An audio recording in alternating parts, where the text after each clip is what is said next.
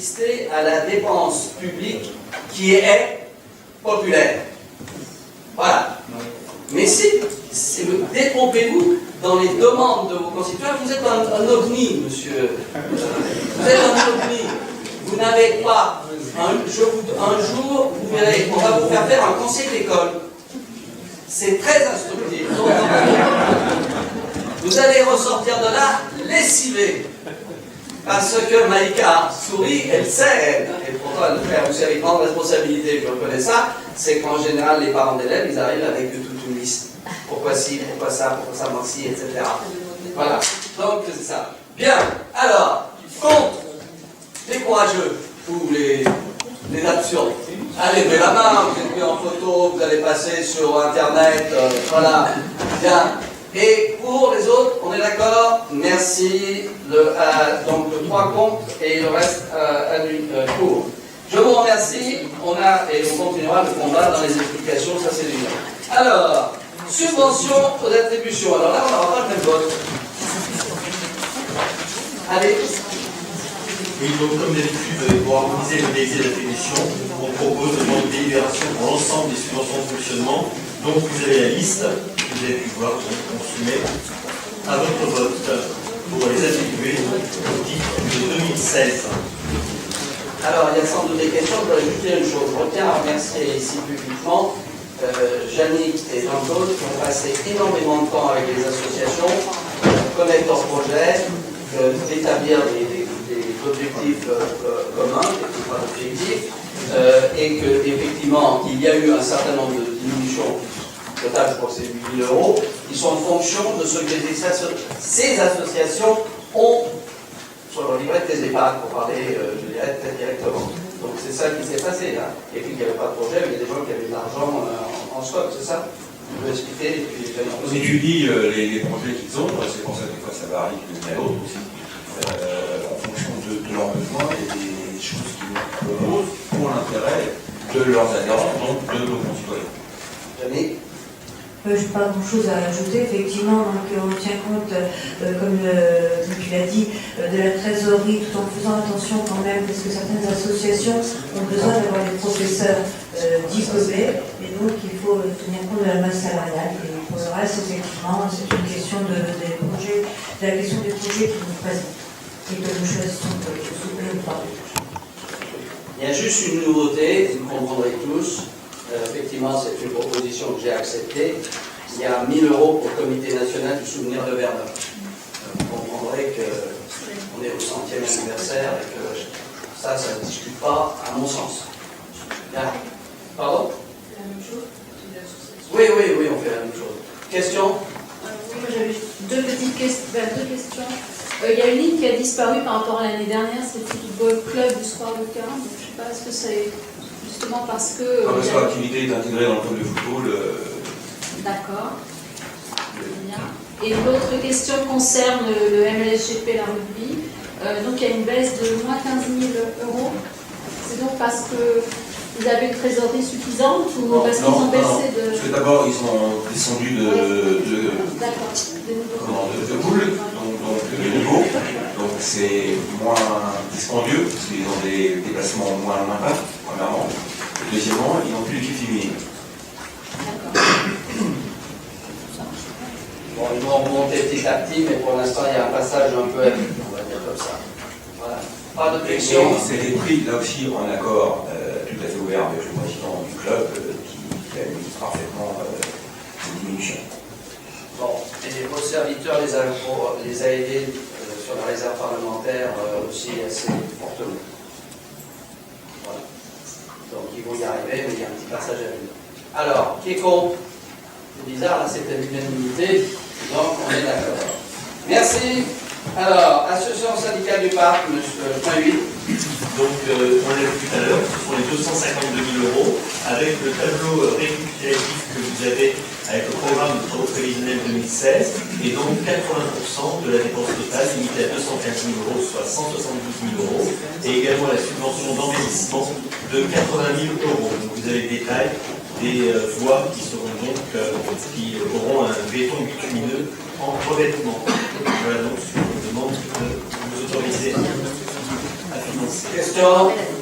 Il n'y en a pas. Je vous remercie. Alors, les taux d'imposition, donc on va avoir le même mode que pour le budget général. Donc, tu nous présentes quand même. Oui, alors je ne vais pas reprendre ce que l'on a dit. Effectivement, la neutralité fiscale, donc, ce qui veut dire que nous avons donc des taux qui sont soumis à la fois au vote par la CA et GDS et par le CIBOM Maison-Ménil et donc la commune. Et donc, il est proposé de fixer donc, les trois taux ménages, donc ce que la commune ce qu'on fixe pour la commune ce soir en taux d'imposition.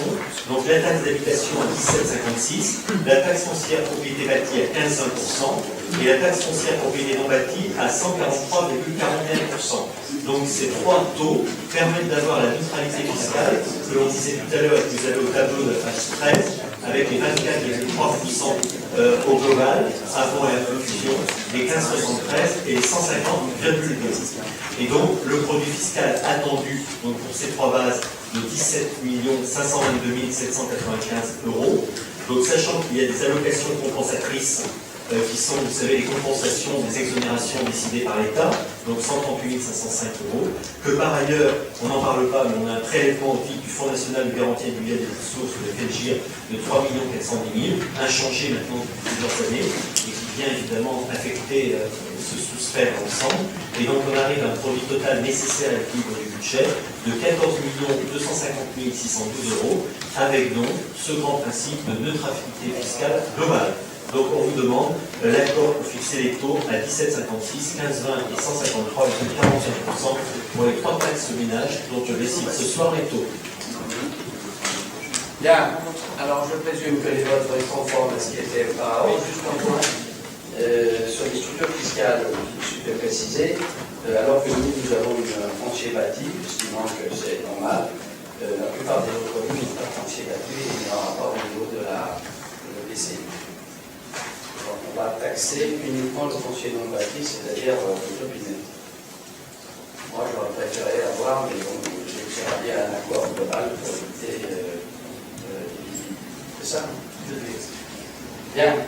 Alors, pas d'objection, même vote que tout à l'heure, 3 contre et on est d'accord. Merci. Alors, je poursuis. C'est fastidieux, nous sommes obligés de le faire. Dans le budget d'assainissement, le point 10, monsieur Olivier.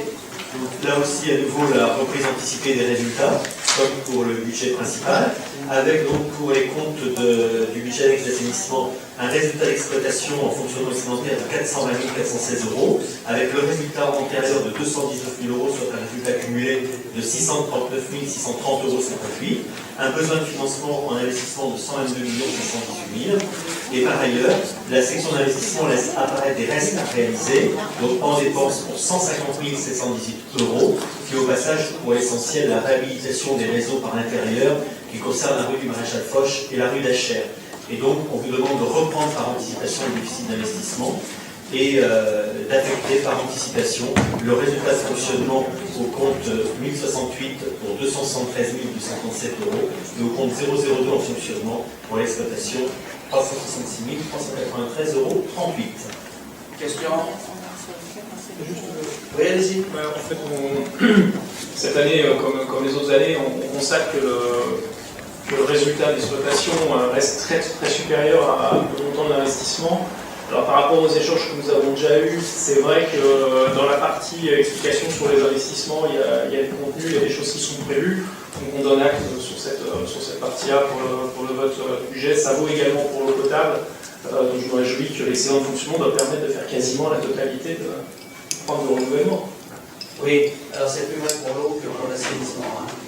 C'est plus vrai pour l'eau que l'assainissement, mais attendez-vous à ce que, comme disait Geneviève Tadoui, vous allez avoir un investissement qui est arrivé. Sur l'assainissement, on a failli avoir une catastrophe.